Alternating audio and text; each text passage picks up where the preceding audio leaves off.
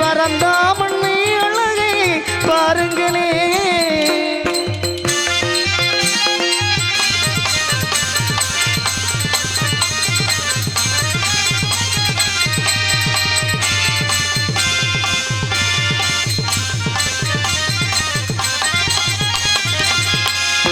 பள்ளீர் மலர் சோரியும் மேகங்களே எங்கள் பரந்தாமண்ணை அழகை பாருங்களே. பரந்தாமண்ணை அழகை பாருங்களே. தென்கோடி தென்றல் தரும் ராகங்களே, தென்கோடி தென்றல் தரும் ராகங்களே. எங்கள் ஸ்ரீகிருஷ்ணமூர்த்தி புகழ் பாடுங்களே, எங்கள் ஸ்ரீகிருஷ்ணமூர்த்தி புகழ் பாடுங்களே. உள்ளார் குழல் கொடுத்த மூங்கில்களே, எங்கள் புருஷோத்தமல் புகழ் பாடுங்களே.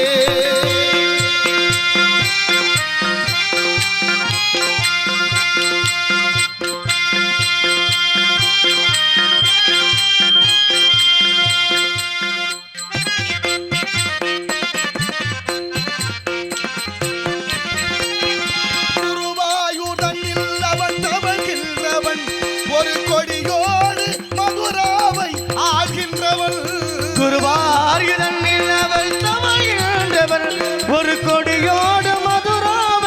ஆள்கின்றவள். திருவேங்கடத்தில் அவன் அருள்கின்றவன், திருவேங்கடத்தில் அவன் அருள்கின்றவன்.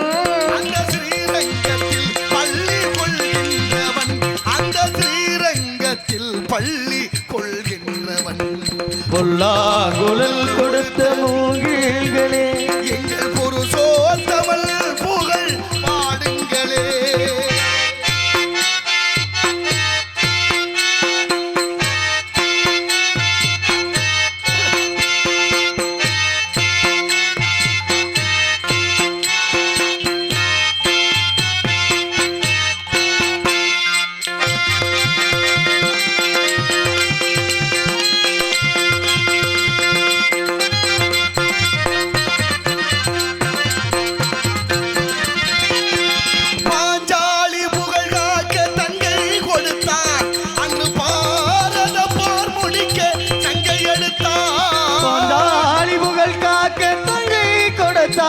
அன்று பாரத போர் முடிக்க சங்கு எடுத்தார். பாண்டவர்க்கு உரிமை உள்ள பங்கை கொடுத்தார். பஞ்ச பாண்டவர்க்கு உரிமை உள்ள பங்கை கொடுத்தார். படிப்பதற்கு கீதை எனும் பாடம் கொடுத்தான்.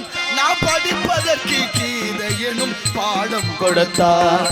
பொல்லா குழல் கொடுத்த மூங்கில்களே, எங்கள் புருஷோத்தமல் புகழ் பாடுங்களே.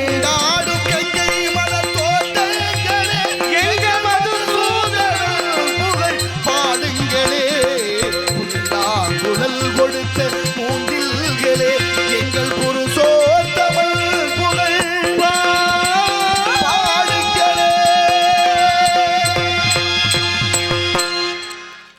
நன்றி நன்றி நன்றி. நாராயண நமக, நமச்சிவாய நமக, ஓம் நமோ நாராயணாய நமக. வாடினேன் வாடி வருந்தினேன் மனத்தால் பெருந்துயிர் இடும்பையில் பிறந்து, கூடினேன் கூடி இளையவர் தம்மோடு அவர் தரும் கல்வியை கருதி, ஓடினேன் ஓடி உயர்வென்னும் பெரும்பதம் தெரிந்து, நாடினேன் ஆடி நான் கண்டு கொண்டே நாராயணா என்னும் நாமம் என்று விஷ்ணுராட்சியத்தால் மூவுலகம் சென்று மும்மூர்த்திகளை கண்டு கீர்த்திகள் அனைத்தும் பெற்று எம்பெருமான் முருகப்பெருமானை கண்டு தொண்டு செய்யும் வண்ணமாக அழகு மலையாகி வேள்வி மலை சாரலுக்கு வந்து விட்டோம். நாராயண நமக. ஆகவே நம் கழகத்திற்கும் இந்த உலகத்திற்கும் கீர்த்தி அளிப்போர் விநாயகமூர்த்தி. அவருடைய பெருமை என்ன? 5 கரத்தினை, ஆணை முகத்தினை, இந்தின் இளம்பரை போல மயிற்றினை, நந்தி மகந்தனை, ஞான கொழுந்தினை புந்தியில் வைத்தடி போற்றுகின்றோம் என்ற வகையிலே விநாயக பெருமானை பணிய வேண்டும். இருந்தாலும் சர்வம் சக்திமயம், அம்பாள் குடிகொண்டிருக்கின்றாள். சக்தி இல்லை என்றால் எந்த செயலும் இல்லை. செயல்பட வேண்டும் என்றால் முதல்ல சக்தி இருக்கணும். அதனால தான் இறைவனுக்கு 4 சக்தி: அருள் சக்தி, கோபசக்தி, போர் சக்தி, புருஷ சக்தி. அருள் சக்தி உமாதேவியார், கோபசக்தி காளி, போர் சக்தி துர்க்கை, புருஷ சக்தி அரி. அதனாலதான் அரணார்க்கு அரியல்லால் தேவையில்லை என்று பாடப்படுகிறது. அந்த வகையிலே சக்தி வழிபாடு இன்றியமையாத உண்டு. ஆகினாலே அம்பாளை பணிந்து பிறகு பணியை தொடர்வோம். நவக்கிரக நாயகியே கருமாரி, நலங்கள் யாவும் தருபவளே அருமாரி. நவக்கிரக நாயகியே கருமாரி, நலங்கள் யாவும் தருபவளே அருள்மாரி. மங்கள வடிவான சங்கரியே, மங்கள வடிவான சங்கரியே, மாதவன் சோதரியே வைசவியே, திரு மாதவன் சோதரியே வைசவியே, நவக்கிரக நாயகியே கருமாரி, நலங்கள் யாவும் தருபவளே வீரமாகாளி.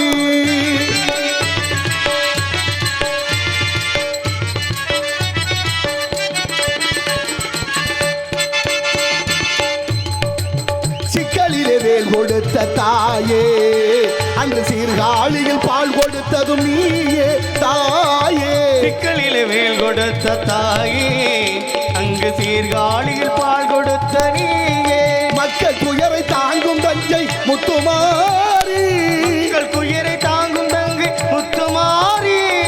மாங்கல்யம் காப்பாற்றும் மீனாட்சியே, மதுரை மீனாட்சியே, நவக்கிரக நாயகியே கருமாரி, நலங்கள் யாவும் தருபவளே அருள்மாரி.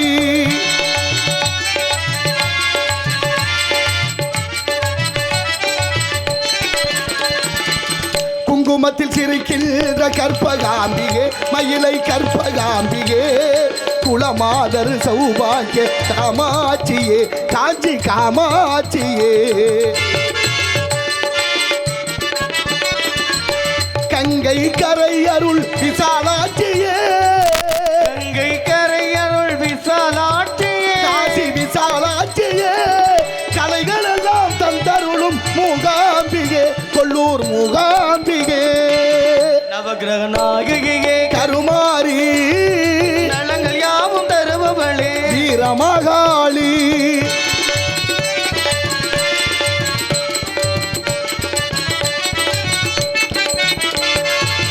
ஞான மழை பொழியும் கலைமகள் நீயே, நல்லற செல்வம் தரும் அலைமகள் நீயே, ஞானவளை மொழியும் கலைமகள் நீயே, நல்லொருங்களும் செல்வமும் நீயே. வேதம் புகழ் பாடும் மலைமகள் நீயே, வேதம் புகழ் பாடும் மலைமகள் நீயே. வெற்றியெல்லாம் தந்தருளும் வேலவந்தாயே, நமக்கு வெற்றியெல்லாம் தந்தருளும் வேலவந்தாயே, நவக்கிரக நாயகியே கருமாரி, நலங்கள் யாவும் தருபவளே அருமாரி. மங்கள வடிவான சங்கரியே, மங்கள வடிவான சங்கரியே, மாதவன் சோதரியே வைசவியே, திரு மாதவன் சோதரியே வைசவியே, நவக்கிரக நாயகியே கருமாரி, நலங்கள் யாவும் தருபவளே வீரமாகாளி. நன்றி நன்றி நன்றி. வித்தகன் அருளால், விற்பதன் அருளால் தேவயாகம், பிரம்மயாகம், பிதுர் யாகம், சதுர் யாகம், புத்திரகாமேஷ்டி யாகம், அஸ்வமேத யாகம், மானுட யாகங்கள், இப்படி பல யாகங்களை செய்துவிட்டால் கிடைக்கும் யோகம். யோகத்துக்கு விரோதியோ செய் போகம். போகத்தை மறந்து யாகத்தை செய்து யோகத்தை பெற்று அந்த யோகத்தாலே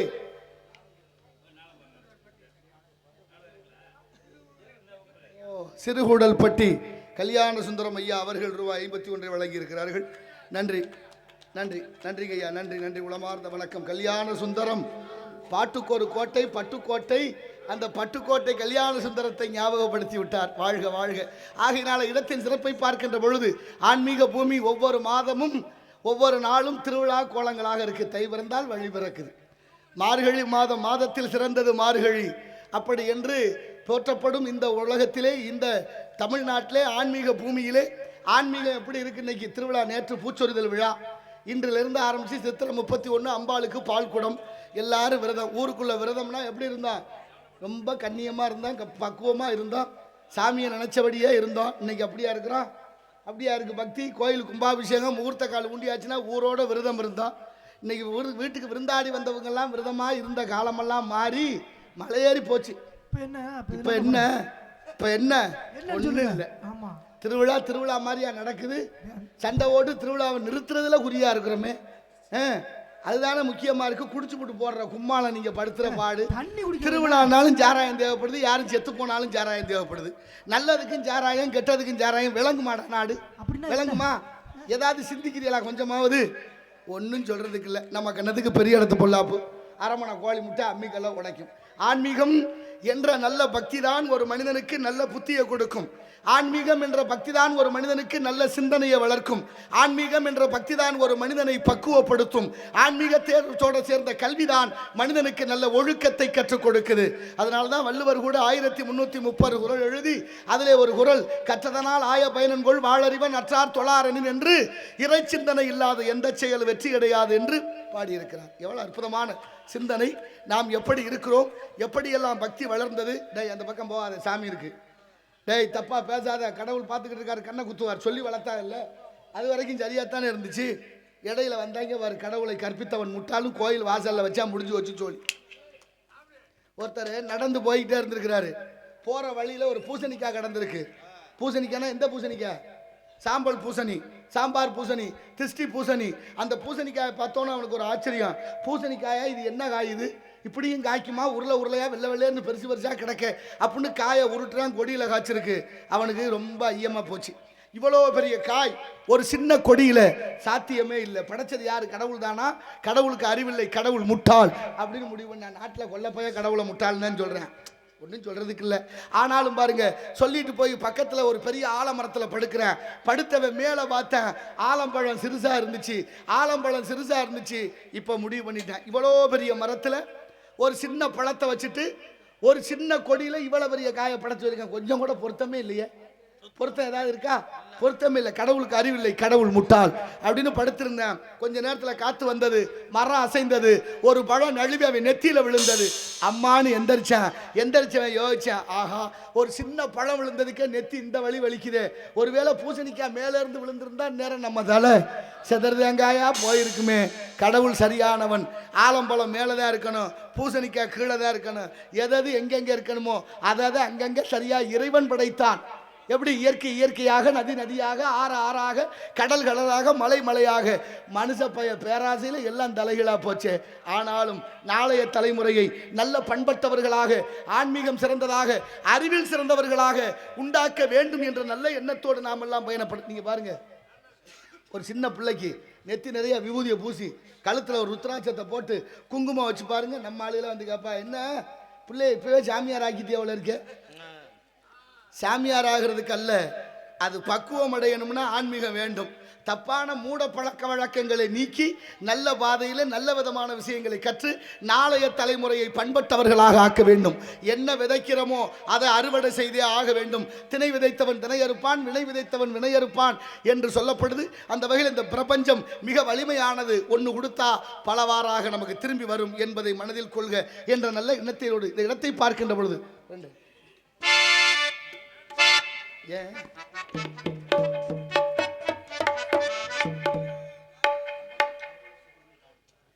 கம்பனூர் சுப்பிரமணி முருகா பத்திலா முருகன் முதல்ல எனக்கு அன்பளிப்பு கொடுத்துட்டார். முதல்ல கல்யாண சுந்தரம் வந்தார், அடுத்து சுப்பிரமணி முருகனே வந்துட்டார். காவல்துறையை சார்ந்த ஐயா அவர்கள், கல்யாண சுந்தரம் ஐயா அவர்கள், சுப்பிரமணியன் ஐயா அவர்கள். சுப்பிரமணியோங்கிற பேருக்கு அவ்வளோ மகத்துவம் உண்டு. சு மேலான பிரம்மம் பெரிய நியம், அதிலிருந்து தோன்றி பிரகாசிக்கும் பெரிய பொருளில் இருந்து தோன்றி பிரகாசிக்கும் அந்த ஆற்றலுக்கு பெயர் சுப்பிரமணியம். அந்த ஆற்றலோடு எனக்கு அன்பளிப்புலங்க ஐயா அவர்களுக்கு நன்றி உளமார்ந்த வணக்கம். பார்க்குறேன், இந்த வாரத்தான் இதை வாய்ச்சிட்றேன். எனக்காக ரூபாய் 101 வழங்கி இவன் என் சக்திவேல் பூஞ்சோலை, ஸ்ரீ பூஞ்சோலை ஆட்சி மெஸ், தெற்கிரத வீதி, குன்றக்குடி, திருமணம் மற்றும் சுப நிகழ்ச்சிகளுக்கு உங்கள் விருப்பத்துக்கு பேரிலே சமையல் செய்து தரப்படும் பூஞ்சோலை சக்திவேல் குன்றக்குடியில் உள்ள அனைத்து பொதுமக்களும் வள்ளி திருமண நாடகத்தை ஆதரிப்பீர்கள், வாழ வைப்பீர்கள் என்று வேண்டி ரூபாய் 101 வளர வைத்திருக்கிறார்கள். நன்றி உளமார்ந்த வணக்கம்.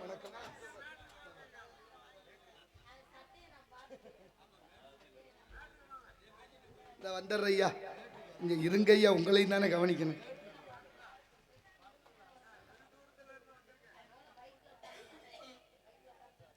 தமிழ்தாய் வாழ்க, பாதரக்குடி பொன்ராஜ் அம்மா என்று அழைக்காத உயிரில் என்ற பாடலை கேட்டிருக்கிறார்கள். 201 ரூபாயை வழங்கி, மேலும் மரியாதைக்குரிய நீண்டகால நண்பர் கொரட்டி KR சண்முகம் ஐயா அவர்கள் ரூபாய் 101 எனக்கு வழங்கியிருக்கிறார்கள். மரியாதைக்குரிய ஐயா சண்முகம், சுப்பிரமணியம் எல்லாம் முருகனுடைய பெயராலேயே எனக்கு நண்பர்கள் அதிகமாக அமைவார்கள் என்பது இதிலிருந்தே புரிகிறதா? ஆகையினாலே நன்றி நன்றி, எல்லா புகழும் முருகனுக்கே. சண்முகநாதனுடைய திருவருளாலே அனைவருக்கும் நன்றி நன்றி, உளமார்ந்த வணக்கம். நினைத்ததை நினைத்தபடி எதை இயன்றவரை செய்கிறேன். குறை இருந்தால் பின்னால் வந்து கூறுங்கள், திருத்திக் கொள்கிறேன். நன்றி நன்றி, நன்றி தம்பி, நன்றி.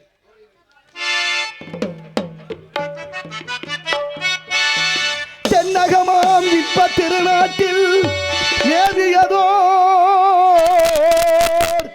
கண்ணடத்து குடகுமலை கனிவயிற்றில் கருவாகி தலை காவிரி எனும் தாதியிடம் உருவாகி ஏர்வீழ்ச்சி காணாது இருக்க சிவசமுத்திர நீர்வீழ்ச்சி எனும் பேரில் நீண்ட வரலாறாய் வண்ணம் பாடி ஒரு வளர்தென்றல் தாளாட்ட கண்ணம் பாடி அணை கடந்து ஆடு தாண்டும் காவிரி என பேர் பெற்று அகண்ட காவிரியாய் பின்னடந்து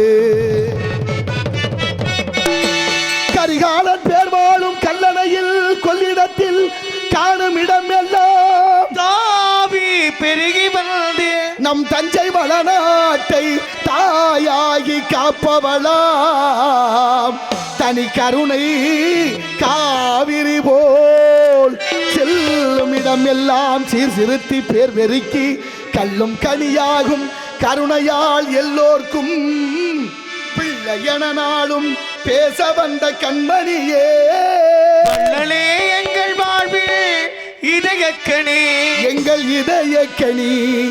சரவணா நகர் குன்றக்குடி மக்கள் எல்லாம் என்றும் நம் இதயக்கணி.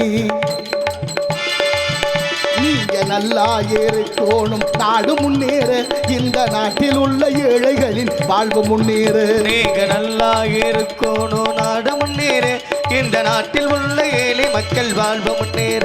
என்றும் நல்லவங்க எல்லோரும் நமக்கு முன்னாலே, என்றும் நல்லவங்க எல்லோரும் நமக்கு முன்னாலே. நீங்க நினைச்சதெல்லாம் நடக்கும் உங்க கண்ணு முன்னாலே.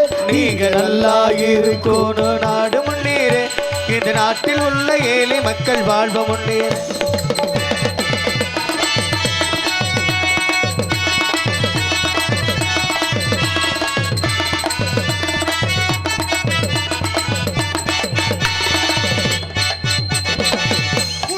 தோழர்களே ஒன்று கூடுங்கள், உலகம் நமது என்று சிந்து பாடுங்கள்.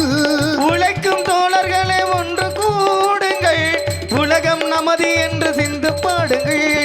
தேடு பள்ளம் இல்லாத சமுதாயம் காண என்ன வழி என்று எண்ணி பாருங்கள். அண்ணா சொன்ன வழி கண்டு நன்மை தேடுங்கள். அறிஞர் அண்ணா சொன்ன வழி கண்டு நன்மை தேடுங்கள். நீங்க நல்லா இருக்கணும், நாடு முன்னேற, இந்த நாட்டில் உள்ள ஏழைகளின் வாழ்வு முன்னேற.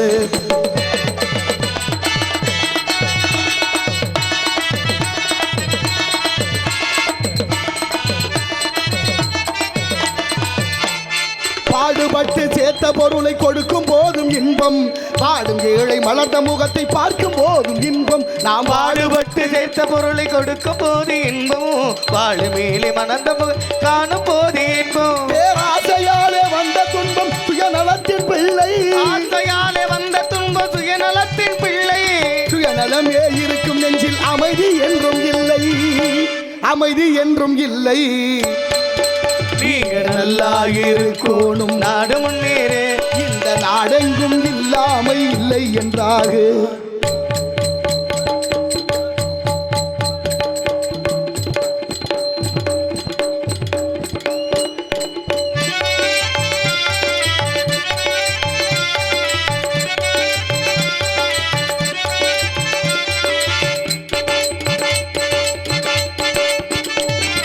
காற்றும் நீரும் வானும் நெருப்பும் பொதுவில் இருக்குது, மனிதன் காலில் பட்ட பூமி மட்டும் பிரிந்து கிடக்குது.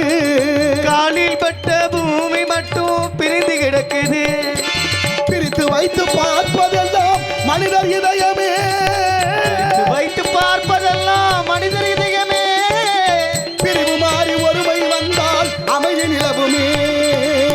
அமைதி நிலவுமே.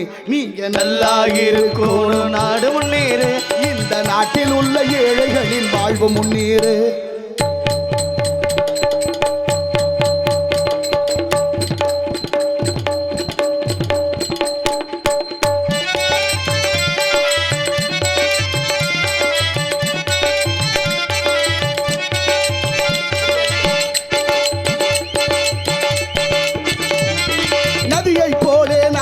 நடந்து பயன் தர வேண்டும். கடலை போலே விரிந்த இதயம் இருந்திட வேண்டும். கடலை போலே விரிந்த இதயம் இருந்திட வேண்டும். வானம் போல பிறருக்காக அழுதிட வேண்டும். வானம் போல பிறருக்காக அழுதிட வேண்டும். வாழும் வாழ்க்கை உலகில் எங்கும் விளங்கிட வேண்டும். விளங்கிட வேண்டும். நீங்க நல்லா இருக்கணும் நாங்க முன்னேற இந்த நாட்டிலும் இல்லாமல் இல்லை என்றாக.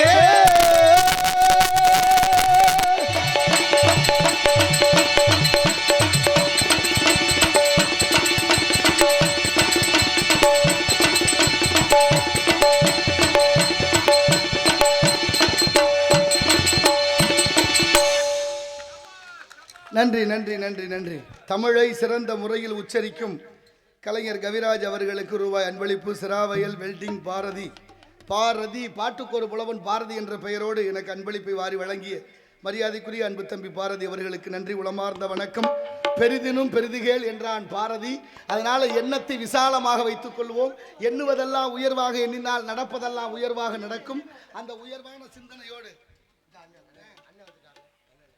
வாங்க வாங்க முத்தவரே.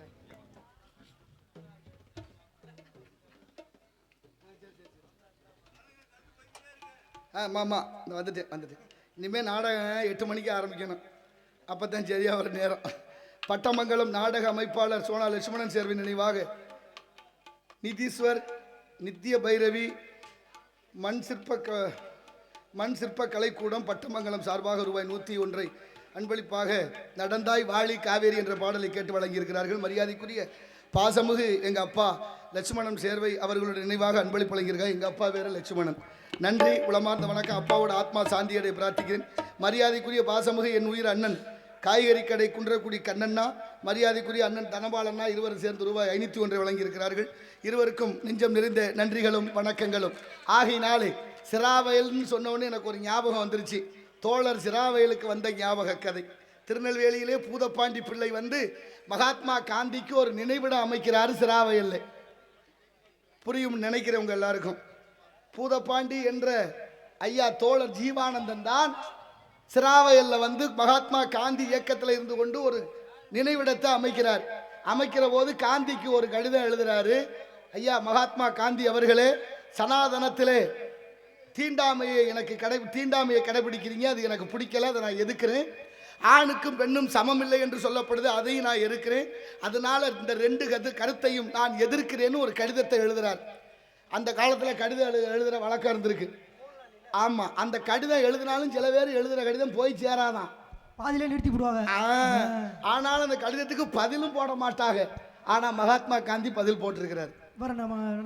தோழர் ஜீவா, உங்கள் கடிதத்தை படித்தேன், இரவு முழுவதும் என்னால் தூங்க முடியலை, ஒரு முறை காரைக்குடி வரும்பொழுது உங்களை சந்திக்கிறேன் அப்படின்னு மறுகடிதம் எழுதிட்டார். சூப்பர்யா. யாருக்கு எழுதுறாரு? ஜீவாவுக்கு எழுதுறாரு. எழுதுனது ஜீவா மகாத்மா காந்திக்கு. அவருடைய இயக்கத்தில் தான் இவர் இருக்கிறார். இப்போ காரைக்குடிக்கு வந்துட்டார் மகாத்மா காந்தி. தோழர் ஜீவானந்தத்தை சிராவயல்ல வந்து சந்திக்கணும்னு சொல்றாரு. கூட இருந்த ராஜாஜி அவரை போய் சந்திக்க வேணாம், கூட்டிகிட்டு வர்றேன்னாரு. அப்படிலாம் சொல்லக்கூடாது, நம்ம தான் சந்திக்கணும். இப்போ இருக்கிற மாதிரி இருந்தால் வீட்டுக்கே வர சொல்லி சந்திக்கலாம். அவர் மகாத்மா காந்தி மனித மாண்பை மதிச்சாரு. சிராவயலுக்கு வந்து நேரடியாக சந்திச்சார். இப்போ சிராவயலுக்கு வருகிறார். தோழர் ஜீவானந்தத்தை கூப்பிடுறார். அது வரைக்கும் அவர் பார்க்கல. 19 வயது இளைஞன் ஆசிரியர் வந்து நிற்கிறார். யார்? நீங்கள் தான் ஜீவானந்தமா? நான் தான். கடிதத்தை படித்து பார்த்துட்டு எனக்கு தூக்கமே வரலை, உங்களை சந்திச்சே ஆகணும்னு வந்தேன்னார். சொந்த இயக்கத்தில் சொந்த கருத்தை சொந்த தலைவனை எதிர்த்து கடிதம் போட முடியுமா? இப்போ ஒரு வார்த்தை பேசிட்டு நீங்கள் நடமாடுவீங்களா? கிளை செயலாளர் போட்டுருவேன் உங்களை. எப்படி இருக்கு நிலைமை? ஆனால் அவர் நேருக்கு நேராக கருத்தை பதிவு செய்தார். 2 பேருக்கு வாக்குவாதம் நடந்தது. எல்லா தப்பும் செய்கிற பிராமணனுக்கு என்ன பேர் வைப்பேன்னு கேட்குறாரு. எல்லா அயோக்கியத்தனமும் செய்கிற பிராமணன் நீங்கள் என்ன சொல்லுவீங்க? என்ன சொல்லுவீங்கன்னு கேட்குறாரு. மகாத்மா அவன் தவறான பிராமணன்னு சொல்லுவோம்னாரு. உங்களோட இயக்கத்தில் இருக்க நான் என்னுடைய கருத்தை பரிசீலனை செய்யணும்னு சொல்கிறார். முடியுமா? துணிச்சல் இருக்கா? தலைவனை எழுத்து பேச யாருக்காது? இப்போ நேருக்கு நேராக தலைவர் சொல்றார், ஒரு பிராமணன் தவறு செய்து விட்டால் அவன் குற்ற பிராமணன் பேர் வைப்போம்னு காந்தி சொன்ன பொழுது உங்க இயக்கத்தில் நான் இருக்க நான் மறுபரிசீலனை செய்கிறேன்னாரு. இதில் என்ன பெரிய திறந்த தெரியுமா? 2 பேருமே சிறந்தவர்கள். இவருடைய கருத்தை சொல்றதுக்கும் உரிமை இருந்திருக்கு, அதை கேட்குற பக்குவமும் காந்திக்கிட்ட இருந்திருக்கு. இப்பன்னா வெளியில் போக முடியாது, சொல்லிட்டு போயிடுவேன். நீ மேடையை விட்டு இறங்கி ஒரு கருத்தை எழுத்து சொல்லிட்டு நடமாட முடிஞ்சிருமா? இப்போ என்ன நடக்குதுன்னு அவரவர் நிலையில எண்ணி பாருங்கள். அப்படிப்பட்ட தோழர் ஜீவானந்தத்தினுடைய பெருமையை இந்த உலகறிய செய்ய வேண்டும். அப்படிப்பட்ட மகத்துவம் வாய்ந்து ஒரு மூட்டை நிறைய கட்சிக்காரங்க காசை வசூல் பண்ணி கொடுக்குறாங்க. தோளில் சுமந்துக்கிட்டு ரயிலில் போறாரு சென்னைக்கு. தொடர் வண்டி நிலையத்தில் போய் இறங்கினோன்னே தோழர் அங்கே வரவழைக்க வர்றாரு. பசிக்குது, ஒரு தேநீர் வாங்கி கொடுன்னு கேட்டாராம். அவர் கேட்டாராம், தோளில் இவ்வளோ காசை வச்சிருக்கா, குடிக்காம சாப்பிடாம அந்த சாப்பிடலை, பசிக்குதியா? ஏன் காசு இவ்வளவு இருக்கே, சாப்பிட்டுருக்கலாமே.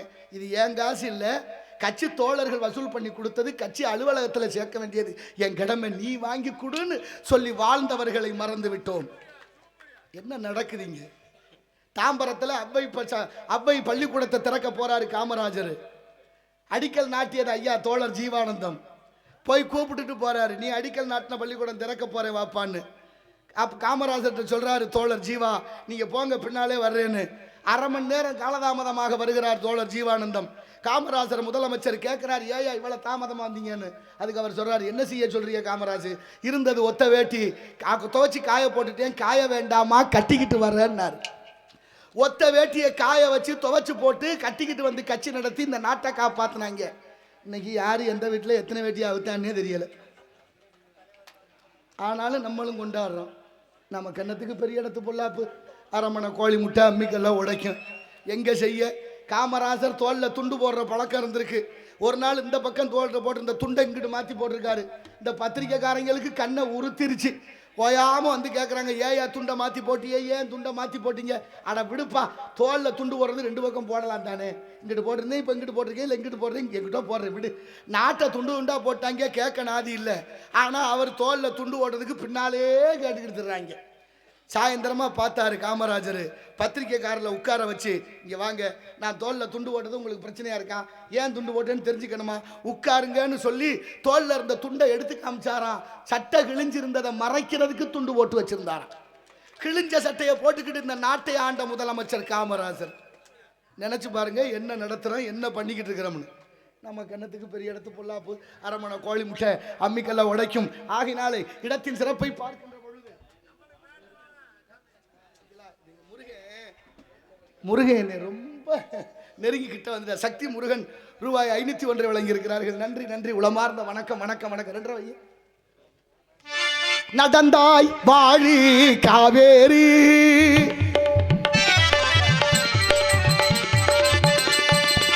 நடந்தாய் வாழி.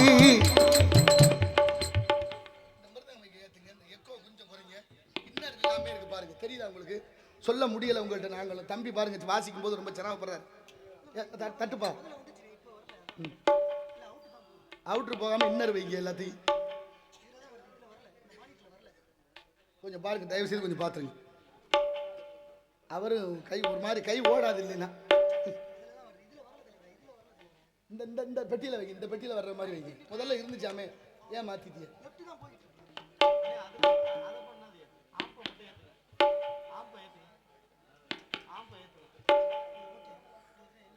போதுமா?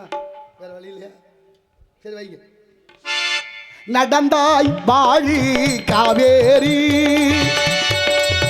நாடெங்குமே செழிக்க நன்மையெல்லாம் திறக்க, நாடெங்குமே செழிக்க நன்மையெல்லாம் திறக்க, நடந்தாய் வாழி காவேரி.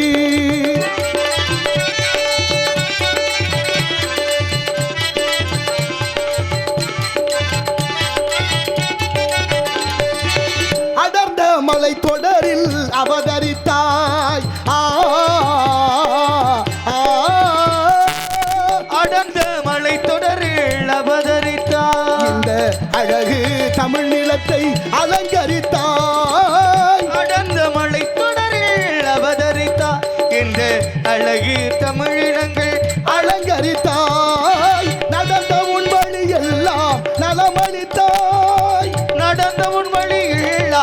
வளமளித்தான். நங்கையர் உனை வணங்கவும் மலர்கள் கொஞ்சம் சோலைகள் நெருங்கவும் இன்ப யாழிசை முழங்கவும் செவியில் செந்தமிழ் தேன் வழங்கவும்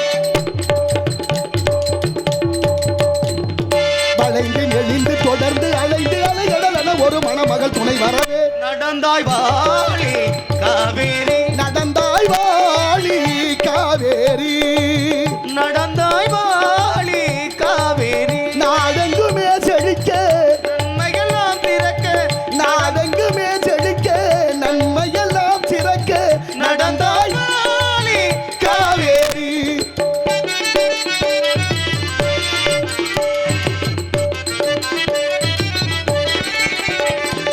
உணவளிக்கும் உழவர்க்கெல்லாம் கண்ணாக அன்பு உயர்ந்த தமிழ்நாட்டின் செல்ல பெண்ணாக உணவளிக்கு உணவர்க்கெல்லாம் கண்ணாக அன்பு உயர்த்த தமிழ்நாட்டுக்கெல்லாம் பெண்ணாக புலவரெல்லாம் பாராட்டும் பொன்னாக உழவரெல்லாம் பாராட்டு பொன்னாக அன்பு பொங்கி வரும் காவிரியே பாடியவே அன்பு பொங்கி வரும் காவிரியே பாடியவே நடந்தாய் வாழி காவேரி. நாடெங்குமே தெளிக்க நன்மையெல்லாம் திறக்க, நாடெங்குமே செழிக்க நன்மையெல்லாம் சிறக்க நடந்தாய் வாழி காவேரி.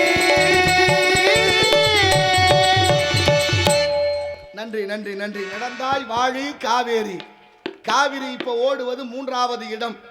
இதற்கு முன்னே 2 இடங்களிலே காவேரி போய் கடல்ல சேர்ந்திருக்கு பல 100 ஆண்டுகளுக்கு முன்னாலே. முதலாவதாக சென்னை அடையாறிலே போய் கடல்ல கலந்திருக்கு. அதுக்கு பல 100 ஆண்டுகளுக்கு பின்னே பாண்டிச்சேரி கூவத்தூருக்கு இடையில போய் கடல்ல கலந்திருக்கு. 3வதாக முக்கொம்பு கல்லணை சீர்காழி தாலுகா பூம்புகார் என்ற காவிரி பூம்பட்டினத்தில் போய் இப்போது கடல்ல கலக்குது. இப்ப விஞ்ஞானிகள் ஆய்வு என்ன சொல்லுது? 4வதாக காவிரி இடம்பெயர போகுதுன்னு அறிவிக்கிறார்கள். 4வதாக காவிரி ஆறு இடம்பெயர்ந்தால் எங்க போய் சேர்தான்? ராமேஸ்வரம் பக்கத்தில் போய் தலை வைக்க போகுதுன்னு கண்டுபிடித்திருக்கிறார்கள். அது எப்ப நடக்கும்னு தெரியல. எல்லாம் கண்டுபிடிக்க முடியுது விஞ்ஞானிகளால. புயல் வரப்போகுது, பேரிடர் மீட்பு குழுவை தயார் செய்து கொள்ளுங்கள், நிலநடுக்கம் வரப்போகுது, கஜா புயல் வருதுலாம் சொன்னாங்க. எப்போ வருதுன்னு சொல்ல முடியல. இன்னையிலேருந்து நாளை காலை வரைக்கும் நயம் போடுவாங்க, தெரியுமா இல்லையா? அநேகமாக இன்று மாலைக்குள் வந்து விடலாம், அநேகமாக நாளை காலையில் கரையை கடக்கலாம். குறிப்பிட்ட தூரம் தான் சொல்ல முடியுமே தவிர துல்லியமாக விஞ்ஞானம் கணிக்க முடியல. ஆனால் மெஞ்ஞானம் அதை கணித்து வைத்திருக்கிறது.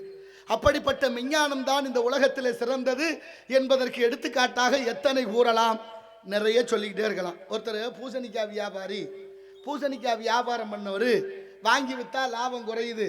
லாபம் எவ்வளவு வாங்கணும் தெரியுமா ஒரு பொருளுக்கு? நம்ம நாட்டு தேசிய கீதத்தை எழுதிய ரவீந்திரநாத் தாகூர் லண்டன் போறாரு, ரஷ்யா போறார். ஆமா, ஐயா ரவீந்திரநாத் தாகூர் ரஷ்யாவுக்கு போறாரு.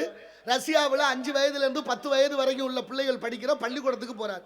பள்ளிக்கூட மாணவர்களை பார்த்து ஒரு கேள்வி வைக்கிறார். மாணவர்களே, என் சட்டப்பையில் ஒரு பேனா இருக்கு, 5 ரூபாய்க்கு வாங்கினேன், 10 ரூபாய்க்கு வித்தா என்ன கிடைக்கும்னு கேட்டார். என்ன கிடைக்கும்? என்ன பெரிய விஷயம், 5 ரூபாய் லாபம் கிடைக்கும். லாபம் கிடைக்கும், 5 ரூபாய் லாபம் கிடைக்கும். அப்படித்தான் நமக்கு சொல்லி கொடுக்கப்பட்டது.